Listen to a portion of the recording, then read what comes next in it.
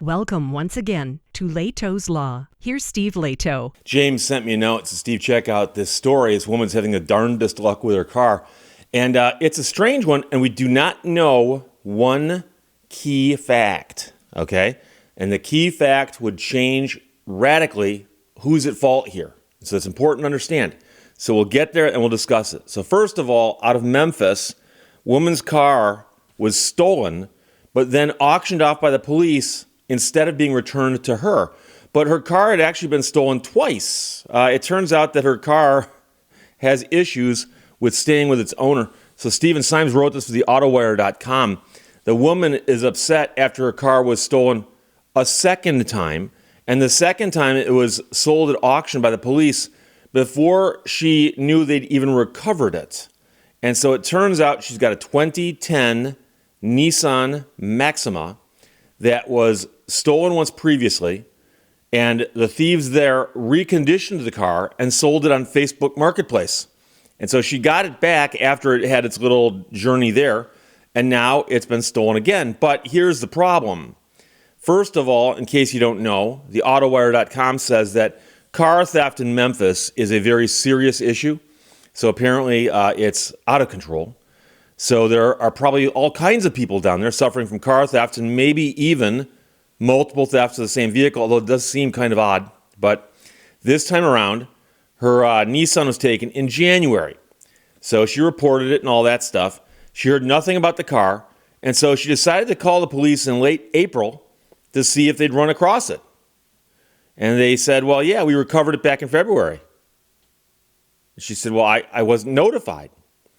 So she told a local media outlet that police had mailed a notice that they had found the Maxima, but they mailed it to an old address of hers and it was not forwarded. So the entire time she believed it was still gone. Now when police send out a notice that says, we've recovered your car, here's how you can come and get it, after a period of time they assume, okay, you've decided you don't want it. And you might say, but Steve, that's a crazy assumption to make. Well, a lot of times when cars are stolen or damaged, and a lot of times to recover your car, you have to pay storage on it. And so if the police find a car and they run the tags, oh, it's stolen, they pick it up, they bring it back to an impound yard, and it sits there. There's a towing charge and a storage charge. And I know a lot of people say, Steve, that's unfair. They shouldn't have to pay that. I'm just pointing out that that's what they're doing, okay? And so they send you a notice that says, we've recovered your car. It is at this impound yard. To get it out, you have to pay their fees, and you can get it out if you prove ownership, et cetera, et cetera. So the police assumed she didn't want it back, and the car had been partially stripped. But the woman says that even if it had been stripped, she would have tried fixing it because it was the only method of transportation she had at that time. So now she feels victimized, but by all kinds of people, the police, the thieves. And so she's been talking to a city council member about what happened, and she also set up a GoFundMe campaign to help cover the cost of a replacement vehicle. But of course, it's a tough situation she's in. Now, Stephen Symes, the Autowire.com, says that he's seen similar cases where a recovered vehicle is auctioned or sold off by authorities after not making a real great attempt to go and identify the owners and let them know. So he says that perhaps they should take a look at their policies to find out if they're doing it right. So one thing I'm sure you probably will know, but you might not, is that when you buy a car and you get the title to it, you now own the car. You register the car and you get license plates for the car. And the license plates you get for the car, and by the way, this is just, I'm pointing at the license plates behind me in case you didn't know. I'm not making some weird gesture here. It's all kinds of plates back there, plates and microphones. And so you register the car and you get a license plate for the car and you get a little piece of paper called a registration. Some states may have done away with those already and gone all digital. I don't know, but I'm pretty sure that we are all going to go all digital someday, and I'm going to hate it because I like having a piece of paper.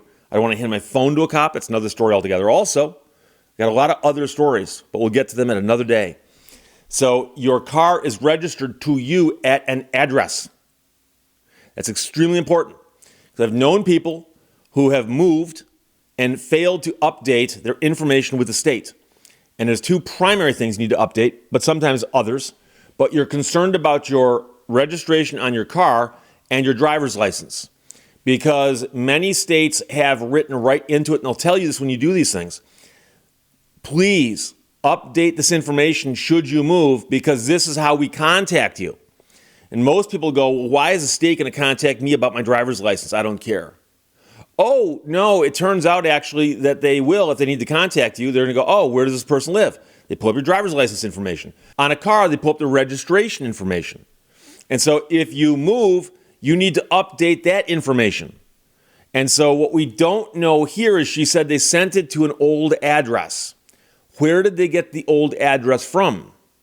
Was the old address still the one on file with the state? If that's the case, you can't blame the state for doing that. However, if she had updated it and the police did something different rather than look at her most recent registration address, then that would be on them. And that's the real thing we don't know the answer to. So she says they did have her old address for some reason, and the mail wasn't forwarded, which also seems odd because if you move, you can do a mail forwarding thing, and that lasts for a while. And so if you moved and you did a mail forwarding thing with the post office, you can't assume that that information is going to get back to the Secretary of State's office or your DMV, because it won't. Two totally different entities. Postal Service, Secretary of State's office, or DMV. Michigan is the Secretary of State's office, so I always say that. So if you move, it's important that you not only get the change of address with the post office, but that you go and do those other things with the Secretary of State's office, DMV, to make sure they can locate you should they ever need to do so, right? And so if you ever get pulled over by a police officer, one of the things they will ask you is this your current address? Because they encounter that so often that people say, no, that's not, I just moved. And the law will often say you've got a period of time to update your information, 30 days, 60 days, something like that. But the point is you need to update it so they know how to contact you if need be. And this is a situation right here where you want them to be able to contact you, because they're not trying to mail you a ticket or something like that. They're trying to let you know they found your car. But again, we don't know who made the mistake here. But mistakes were made, or at least a mistake was made. And that's the real question. So if you're curious, I mean, this happens all the time where stolen cars get recovered and they get brought into an impound yard.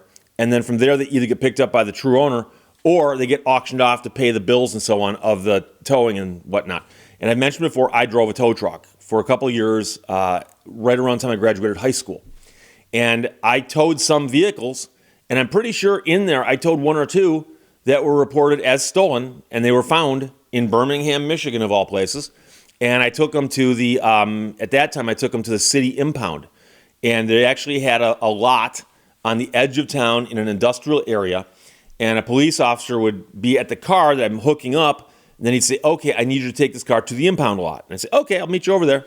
And I'd drive over there and I'd pull up and there'd be a police officer standing there. And he'd open the gate for me. I'd bring the car in, drop it off, leave. I'd have him sign the ticket, the invoice, so we could bill the city. And he'd lock the gate and he'd leave. And I have no idea what became of any of those because that was beyond my pay grade. I was so low in the totem pole, I didn't know anything except I towed that car. So I don't know if those cars got recovered, returned to the owners, or auctioned off. I don't know. No idea. So here I feel for the woman, and I feel bad that this happened to her, especially the fact her car was stolen twice. I suspect there's something about this particular car, a 2010 Nissan Maxima, that probably makes it fairly easy to steal for someone who knows what they're doing. And then on top of that, the fact that it didn't get returned to her because they sent the notice to the wrong address. And whoever was behind the fault there, that's the issue. But again, like I said, it's a question of whether or not her information was up to date with the state. Because if it was, then the cops are on the hook. If it was not, then it might be her fault. So there you go. James, thank you for sending it from the AutoWire.com. Stephen Symes wrote that. Memphis woman's stolen car auctioned off by police. And this is the second time that car was stolen. Unbelievable. Questions or comments, put them below. Let's talk to you later. Bye-bye. Thank you for watching Lehto's Law. The internet, is that thing still around?